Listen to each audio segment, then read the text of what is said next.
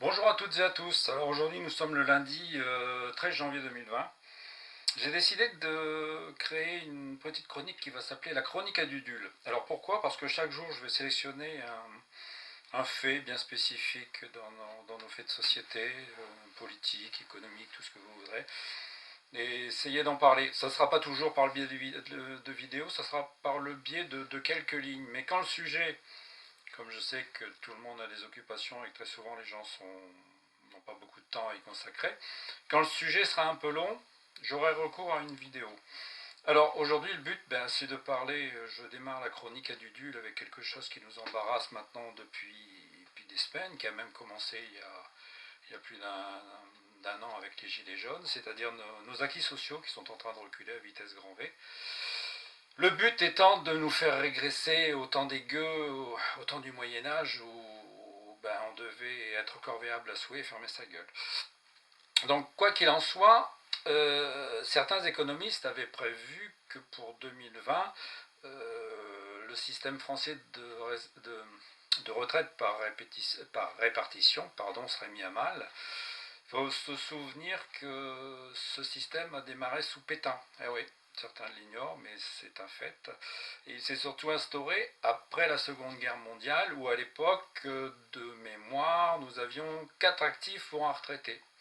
Donc au niveau ratio, ça s'équilibrait. Ensuite,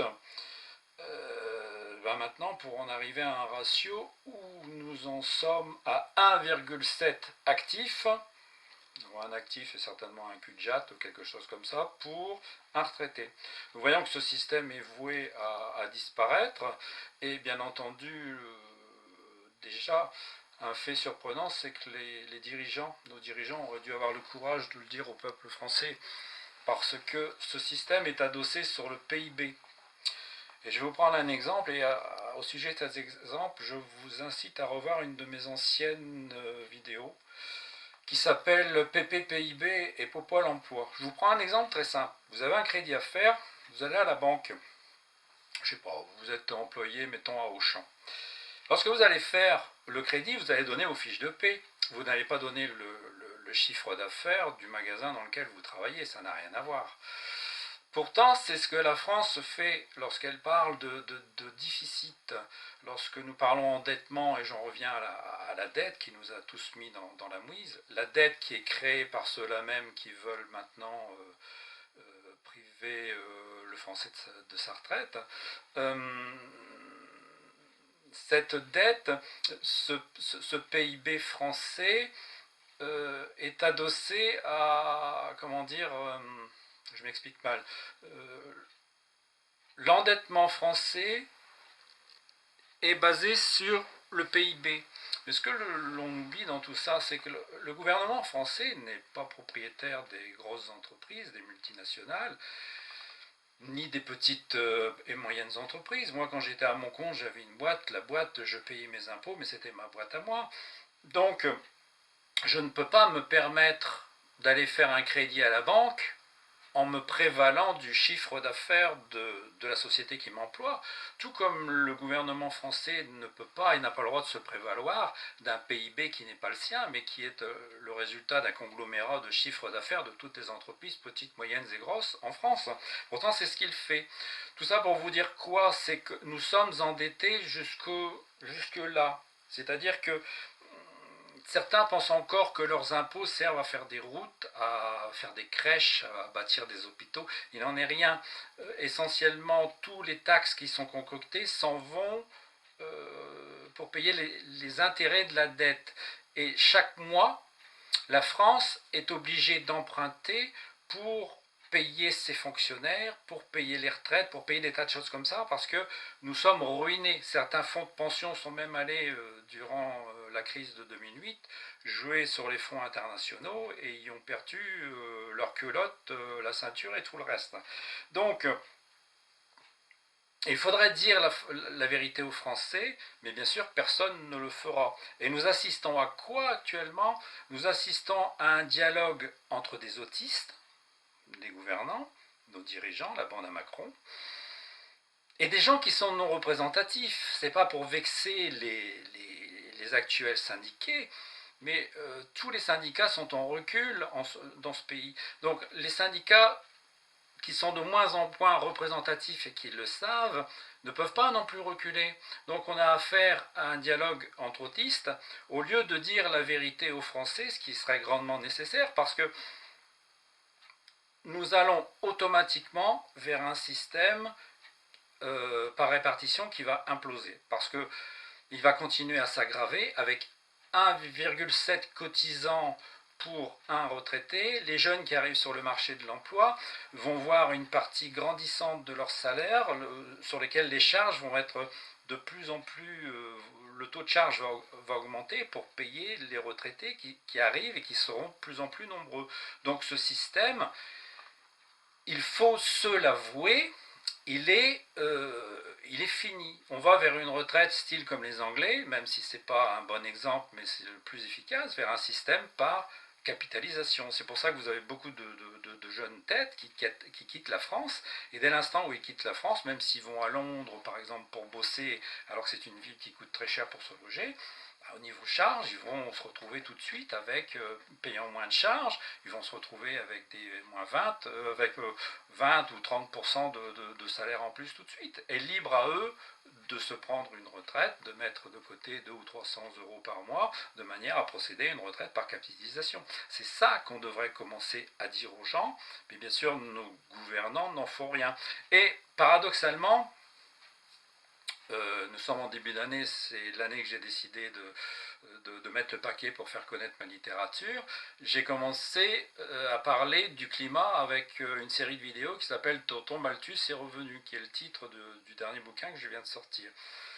Et les grands responsables de ça, de ce que nous vivons, ce sont les Malthusiens qui ont promu, qui ont appuyé depuis longtemps sur la pédale de frein et qui nous incitent à aller vers une régression. Nous avons perdu plein d'entreprises, plein d'emplois en France. Et voilà pourquoi nous ne pouvons plus payer ces retraites par répartition et que nous allons vers un système par répartition. Simplement parce que les Malthusiens ont foutu la merde. Ces mêmes Malthusiens qui veulent nous imposer un système de régression parce que soi-disant nous polluons trop et que nous sommes trop nombreux sur la Terre. Ce sont ceux-là même qui ont d'abord créé des entreprises, gagné beaucoup d'argent, qui sont ensuite partis délocalisés dans d'autres pays où la main-d'œuvre coûtait moins cher.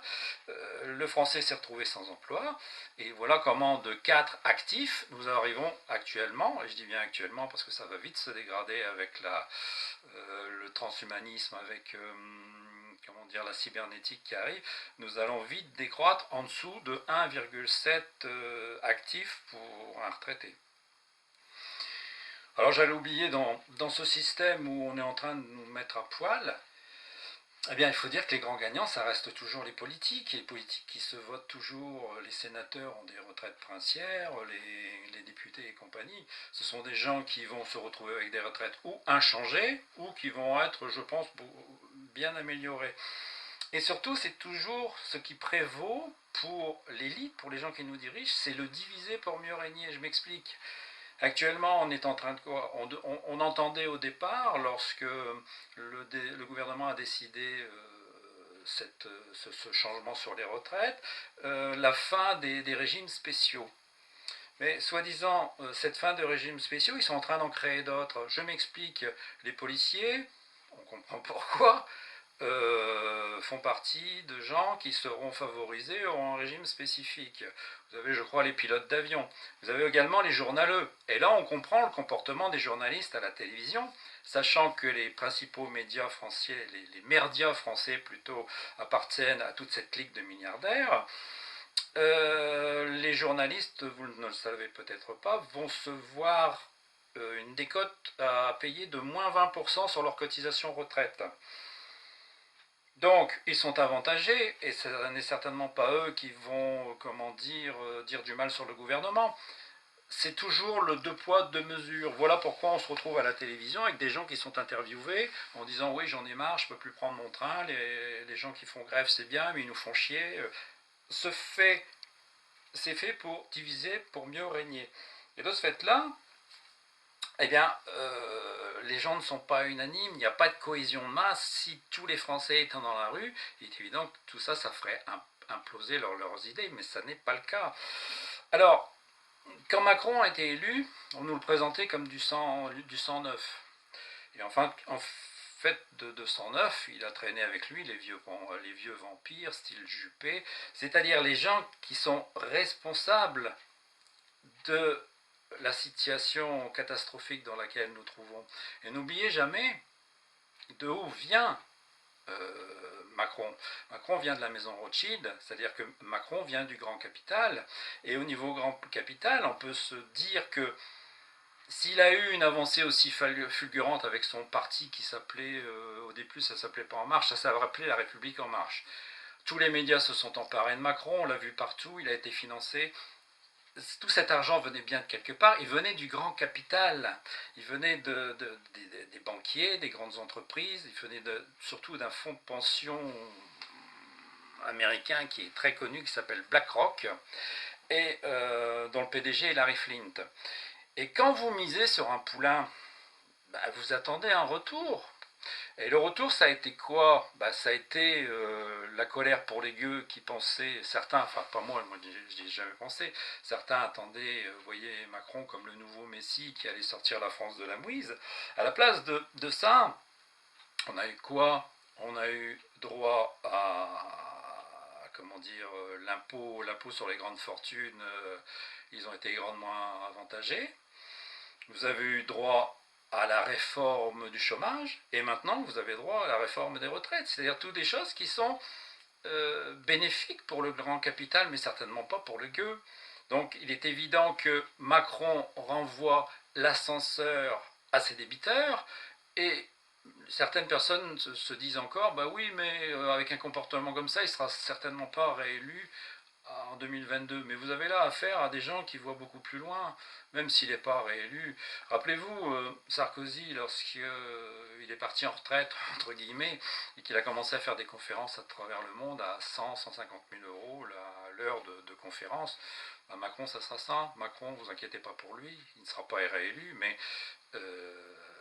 les gens qui l'ont financé vont grandement lui renvoyer l'ascenseur. Faut pas, lui, il n'a pas à craindre pour sa retraite. Quoi qu'il en soit, BlackRock, Larry Flint, qui est, oui, je crois que c'est ça, c'est le BlackRock, le PDG. Il faut que je regarde un petit peu dans le PDG de BlackRock est venu plusieurs fois en Europe. Il a rencontré plusieurs fois Macron ainsi que les dirigeants européens, les dirigeants allemands. Si l'Europe est pressée, comme la France, de faire une modification importante sur les retraites, c'est tout simplement pour favoriser ces systèmes de retraite par capitalisation, et des gens comme BlackRock qui est le fonds numéro un mondial.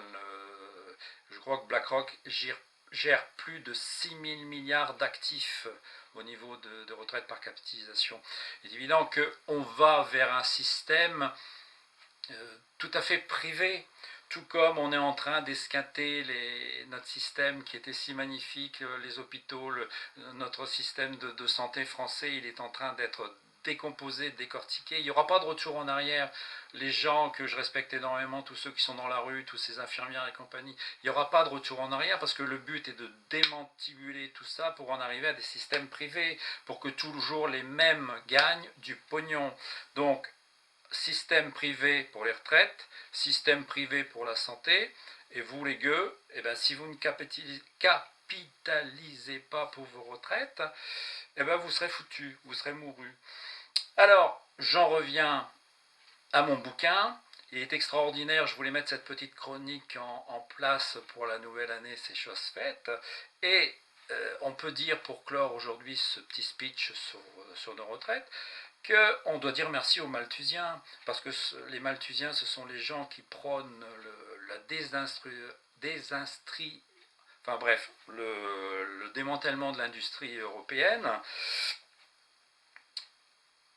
un retour à l'écologie, mais qui est un système complètement hypocrite. Et nous devons aux gens qui ont créé le problème d'autres problèmes, parce que actuellement, ce sont eux qui ont fait partir les entreprises à l'étranger. C'est à cause d'eux que le français ne trouve plus de boulot, et comme il ne trouve plus de boulot, son système de retraite n'est plus viable. Donc nous devons dire merci aux Malthusiens. J'espère avoir été clair, j'en reste là pour aujourd'hui. À la prochaine, merci de m'avoir écouté, faites circuler.